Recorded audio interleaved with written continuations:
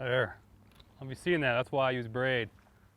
Over the top of that skidoo bar lift, or bar there on that lift. I have to roll that fish over the top of that bar to get it out. That's why I skip with braid. Fluorocarbon, I probably would have broke that fish off. I was over the bar on the hook set and everything, and we got her out though. So we've been fishing docks for a little while now, and the bite seems to be a little tough. On this last dock here, I want to crack my jig and drop it right away. So we're gonna try a craw tube now and see.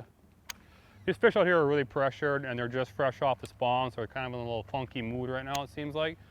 So we're gonna try skipping this craw tube around and see if maybe that helps us get a few more bites. Noah Schultz here. Today we're gonna talk about dock fishing, primarily northern U.S., northern strain largemouth. And I'm gonna tell you about my top 3 baits that I like to fish when I'm fishing docks. Number 1, my go-to bait is a jig. Day in and day out, I'd say 80% of the time I'm gonna flip a jig. I'm a straight braid guy. I know a lot of guys have a preference of fluorocarbon and some prefer braid. I'm a straight braid guy. A lot of our lakes are dirtier up here, and I prefer to flip braid. Straight braid over boat lifts or on pilings and stuff like that. I'm not gonna worry about breaking off. So that's my number 1 go-to bait would be a green pumpkin, 1/2 ounce flipping jig. My next choice would be if the jig bite's a little tough, they're not really on a jig, they want a smaller type of bait, I'm gonna flip a tube, specifically a craw tube. You know, again, that natural color, green pumpkin. If the water is really dirty, I'll go with like a black and blue or you know, a blend of a green pumpkin and black and blue.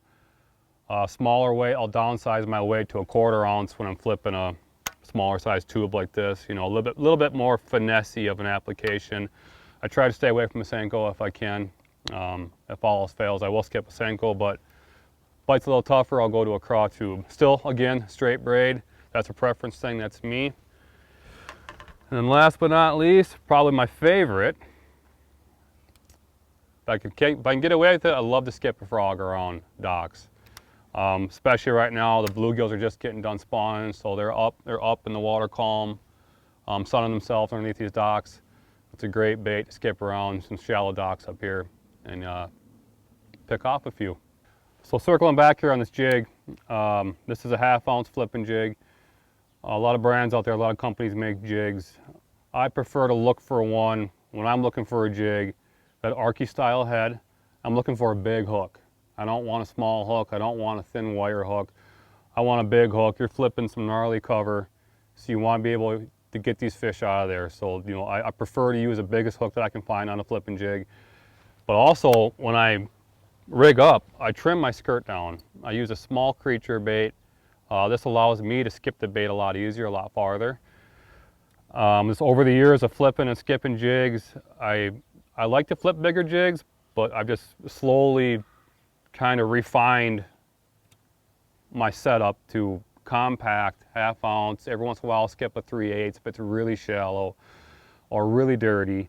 But the biggest takeaway would be the head design. Make sure you're flipping like an Arky style head with a big hook. Really helps your hookup percentages and your landing ratio. Again, that's kind of why I throw straight braid. This is 50-pound braid. That's a preference of mine from over the years of flipping and skipping docks. I really, truly don't think it's that big of a deal if you skip braid. In my opinion, dock fishing with jigs, especially 1/2 ounce, is a reaction bite. That jig comes flying in there, they're either gonna eat it or they're gonna get out of the way. So I don't think fluorocarbon is that big of a deal. You might be leaving a few bites behind in the course of a day, but you're not gonna break any fish off, ever. And you can get in put this jig in some